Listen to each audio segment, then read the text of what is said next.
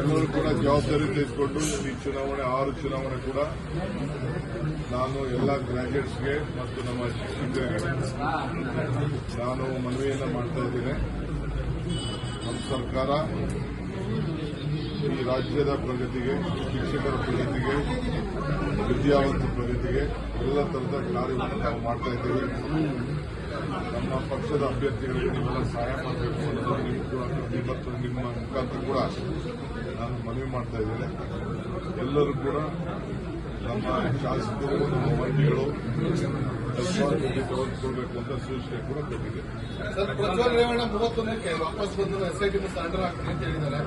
ರಾಹುಲ್ ಕಾಂಗ್ರೆಸ್ನವರು ಪಿತೂರಿ ಮಾಡ್ತಿದ್ದಾರೆ ಅಂತ ಹೇಳಿ ಈಗ ಅವರು ಏನ್ ಬೇಕಾದ್ರೂ ಹೇಳ್ಕೊಳ್ಳಿ,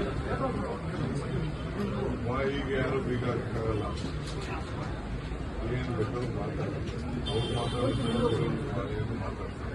ರಾಹುಲ್ ಗಾಂಧಿ ವಿಚಾರ ಪ್ರಸ್ತಾಪ ಮಾಡಿದ್ದಾರೆ ಸರ್, ವೇದಿಕೆಯಲ್ಲಿ ವಿಚಾರ ಪ್ರಸ್ತಾಪ ಮಾಡಿದ್ದಾರೆ ರಾಹುಲ್ ಗಾಂಧಿ. ಇದೆಲ್ಲ ಪಿತೂರಿ ಕಾಲ ಉತ್ತರ ಹೇಳ್ತಾ ಇರೋದು.